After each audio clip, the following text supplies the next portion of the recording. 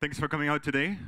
Thanks for joining me on this wonderful day. Hope you're having fun.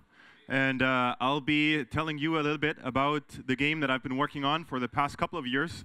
My name is Philip. I am a producer. I am the producer of the PC version of For Honor. That's why I have the honor today to talk to you about the game that we've been making. And as any good presentation, I'll be starting with the how. Sorry, not the how, the why, right?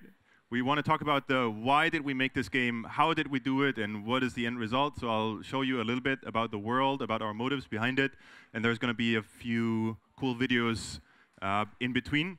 So let's start right off with one. Honor. What do you know about honor? You, who has never faced true fear. Learn what honor is before pretending you are a warrior. Know this before you step onto that thin red path where no misstep is allowed. Path that only ends when your legs fail to support you, when your heart stops beating. A path where sadness goes along with pain, and where glory is the color of blood. This narrow path goes only one way. A way covered with enemies and brothers. And it will take you, without any shame, into the hands of death. For the name you were given, and for your descendants. For honor.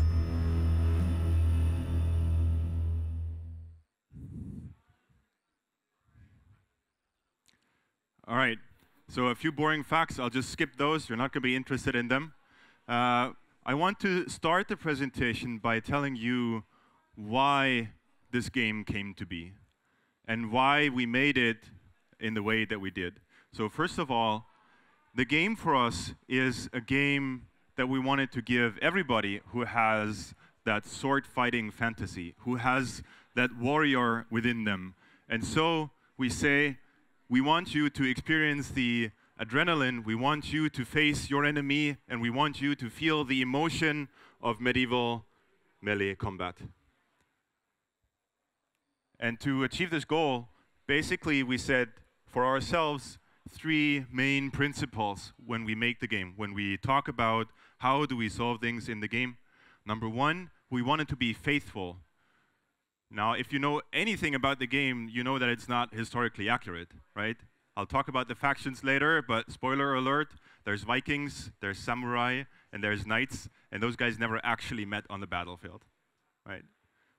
But the truth is, we wanted to transport the experience. What if, right? What if you could take the katana or the broadsword and meet this person in battle? That's what we talk about when we mean faithful. The experience of the warrior. And the second part is raw. Medieval age was not a very pleasant place, as you've seen from the trailer that we just watched. But raw for us does not result necessarily in gore, right? We're not celebrating gore, we're not celebrating violence, but if it's a part of the experience, then we show that. Third, it's personal. Like I said, you're not an army, you're not a lord, you're not. The only thing you are is you are a warrior on the battlefield. And the only thing that counts is you, your opponent, and your weapons. It's a personal experience. And we want you to feel that personality of yourself and that of your opponent. And finally, glorious. That's what we fight for. We fight for honor, yes. We fight for the emotion of victory, and glory is the word that describes this emotion. I've already mentioned the factions that we have in the game, the knights, Viking, and samurai. And one of the questions that we usually get asked is like, why is it those guys? Why is it not pirates or vampires or ninjas or zombies? Why knights, Vikings, and samurai? when we started out making the game, we started by saying, okay, we've already established we want to make a game about warriors. What defines a warrior? Warrior is defined by the weapon they choose. Okay, so we think about all the different kinds of weapons that we want to feature in the game, and we notice all of these weapons can be attached to one of those three ancient warrior cultures, ancient legacies, right? And that's why we choose those. And once we had this trio, we can go out on the street and we can ask you, what are you? Are you a knight? Are you a Viking? Or a samurai? Right? Everybody has the answer to this question. So let's talk about the values of those factions. And I'll be brief about this because this is just our interpretation, and if you have a different one, that's fine. For us, knights, I'm a knight, as you can see. So as knight, we stand for order, we stand for protection, and we stand for defending our culture, our ancestry. The samurai in our country, in our world of For Honor, have experienced an exodus. They had to leave their homeland, find a new place to live. So they have exodus, survival, but also mastery. They take the knowledge with them of their ancient warrior culture. And finally, the Vikings, who live in the unwelcoming north in eternal winter, and they have to protect their clan, because that's their life. They have to protect their freedom at all costs, which means if someone has things they want, they go and take it. They are raiders. So let's take a look at the heroes that make up our faction. For Honor has 3 factions, 4 heroes per faction. And here we're looking at the knight heroes. So we have the peacekeeper, assassin, small, fast, agile, backstabbing, hit and run kind of assassin playstyle. We have the warden, who is our, let's say, all-round vanguard class, which means he's pretty good at a lot of different things. We have our conqueror, who is working with flail and shield. Tough guy, really hard to beat, but not as fast as the others. And finally, the lawbringer. And you don't want to get on the bad side of a lawbringer. So he'll impale you, he'll displace you, he'll put you out of your way and into the ground. Second, we have the samurai heroes. We have the Orochi, who is the samurai assassin. So again, fast hit and run playstyle. We have the Kensei, who is has very long range with his long sword. We have the Shugoki, demon warriors in the culture of our samurai. And finally, the Nobushi, with her long range spear and poison attacks. And finally, we have,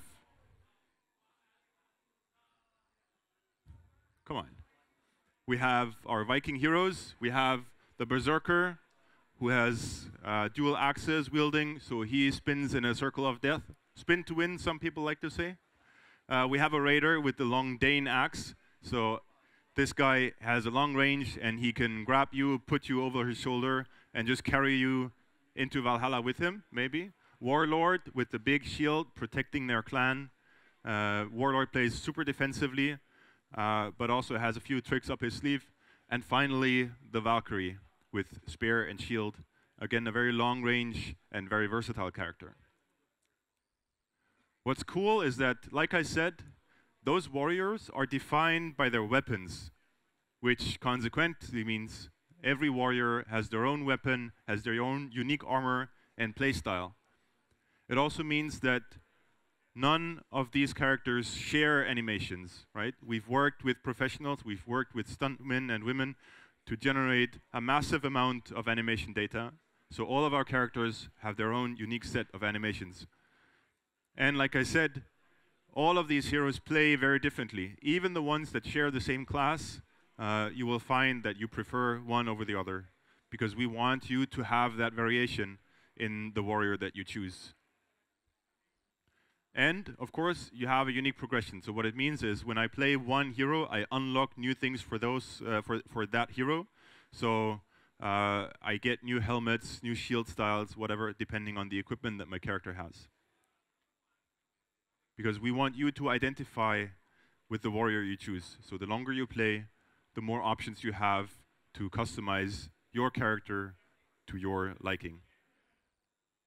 And what the customization system that we built has in store, I can show to you in a short video.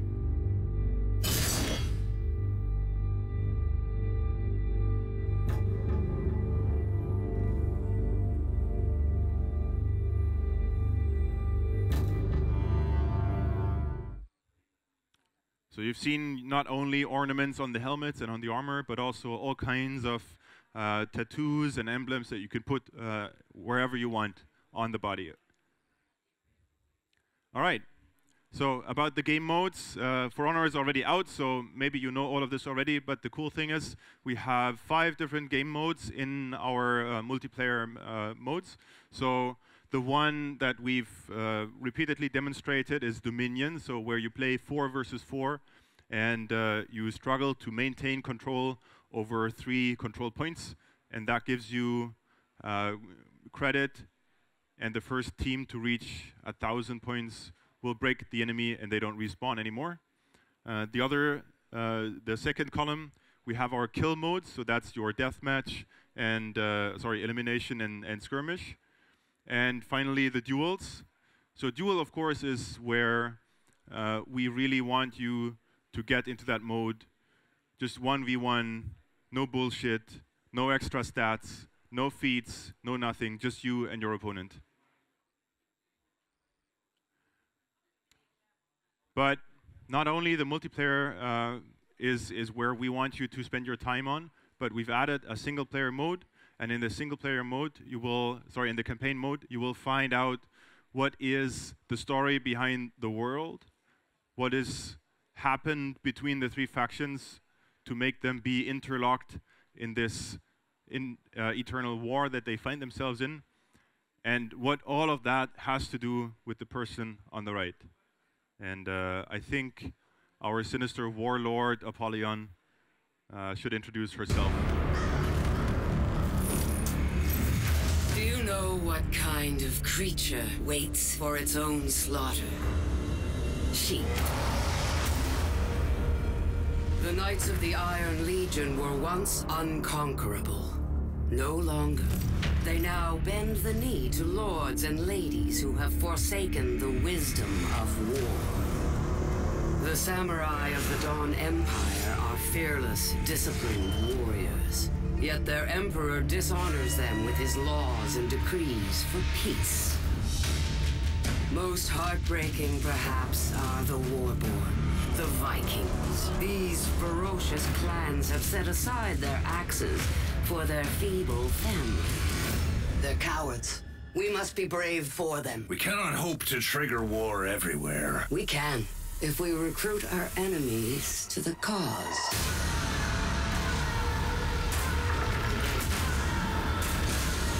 This will be an age of wolves.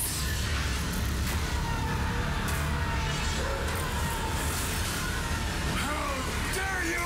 Thousands of my people dead! Well, here's your chance for vengeance. You and your warriors will learn to live like the rest of us.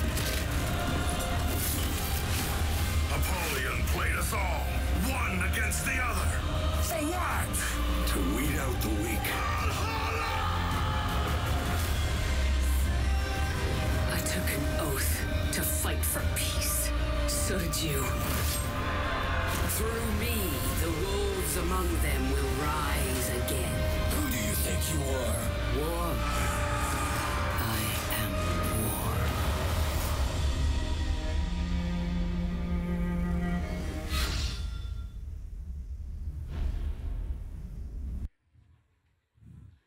All right. So now, as we've grown to know a little bit about the world of For Honor, I want to also talk to you about 2 of the main innovations that we added to the game, and that is what no other game has so far. So first of all, I would like to talk about the art of battle. So this is our core gameplay mechanic.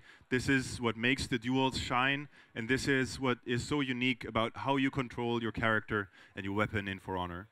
The art of battle is actually inspired by a medieval form of sword fighting, which is the German longsword fighting, where the stances you take with your weapon characterize the moves and the way the battle plays out.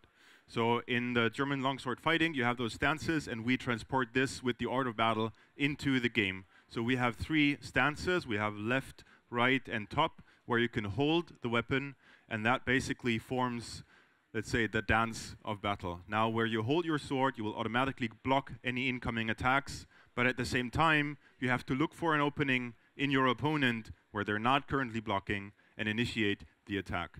And then we mix this up with with an array of different mechanics. We have guard breaking, we have parrying, we have dodging, and that is what makes up the duels in For Honor. So this really, with the way how the weapon is in your hands, really, now your arm or your left, right hand controls the weapon. This really maps to what's happening on the screen, and this is what establishes the immersion of actually controlling a medieval warrior. The other thing that we spent a lot of time and effort into is the system of motion matching. So motion matching for us is the evolution of motion capturing. What we've did is we've worked with all those stuntmen and stuntwomen to generate huge amounts of data.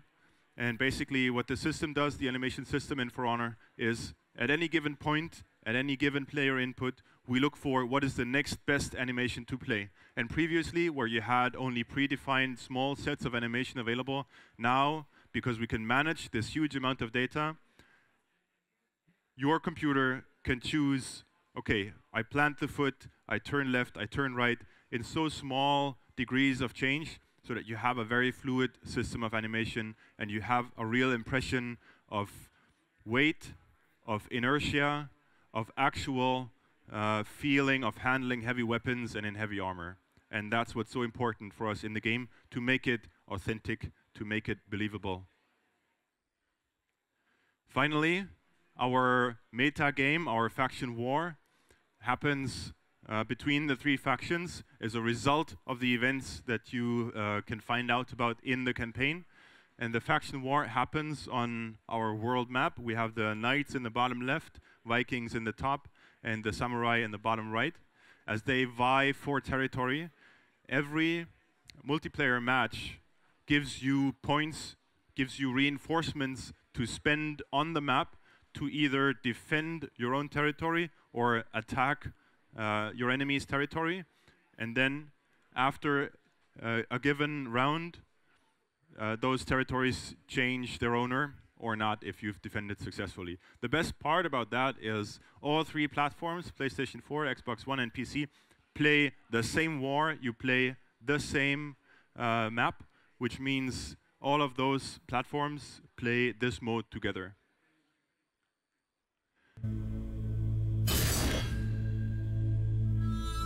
The faction war is the persistent cross-platform conflict between the knights, Vikings, and samurai. The faction you have pledged allegiance to determines who you'll fight for in the faction war, but doesn't stop you from playing any available hero. The faction war englobes all multiplayer and bot activities. After each match, you'll be awarded war assets based on your personal performance. You can deploy war assets to help conquer an enemy territory, or defend one of yours against opposing factions. On a global level, the faction war is divided into territory updates, rounds, and seasons. Territory updates occur every 6 hours, while rounds last 2 weeks and seasons last 10 weeks. For each territory update, the faction with the most war assets on a specific territory controls it. The world map will display the new faction-controlled territories and move the different fronts. Fronts will define which map you will play on. A map that was controlled by the knights and is now controlled by the samurai will have many visible changes. At the end of each round, players who participated will get a reward depending on the rank of their faction in that round. Once the season ends, everyone will get rewards depending on the rank of their faction. At the end of each season, the faction war is reset and will resume after an off-season period. The world will forever be impacted by what happened in the previous seasons of For Honor.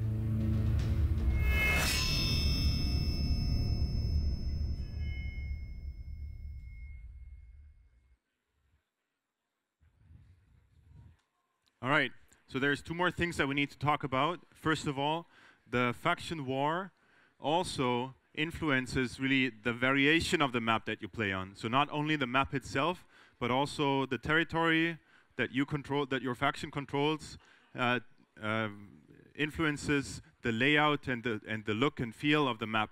And there should be another video to show you exactly what that looks like. In For Honor, all multiplayer maps have multiple variations. Each map variation has different weather, time of day, vegetation, and vistas, creating a unique atmosphere on the same map layout.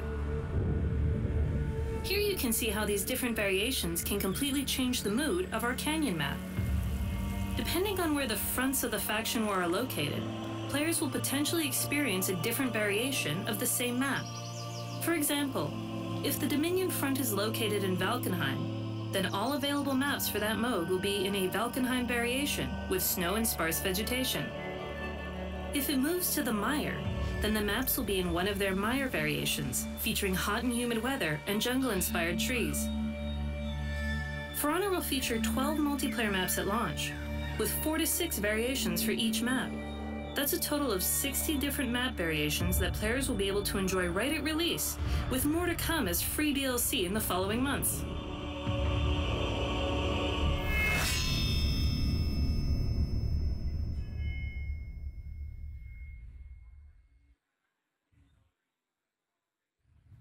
All right, so as we finish talking about the maps and the faction war, the last thing that remains is let's talk about the future. So what does the future bring for Honor? And I'm happy to present to you our plan for the first year. And you will see that we have tons of new things planned. And primarily, we want to focus on new maps, extra content, extra heroes. And there's a few important rules. And our rule number 1 is we do not want to split the community. All content will be free, all updates will be free. And the second rule, you do not have any kind of paywall. Anybody can get access to that content by playing. We have shortcuts, yes, but they're gated by progression. If you want that sweet rare item, that sweet gear, you have to level up first. And you cannot spend money on just leveling up, all right? We want you to play the game. That's why we made it. And here's our plan for the first year. As you can see, we have several seasons, as explained by the video, each season lasting roughly 3 months. So we have season 1, 2, 3, and 4. We have new heroes in those seasons that we release. We have new maps that we want you to play on. And we have a whole bunch of new features that the team at Blue Byte and the team at Montreal will be working on to ship to you. Talk to us. We're listening to your feedback. We're reading all kinds of different channels. And most importantly, come play with us. For Honor is available on booths, I think 16, around 16 on the other side of that wall over there. And I'll see you guys on the battlefield. Thank you very much.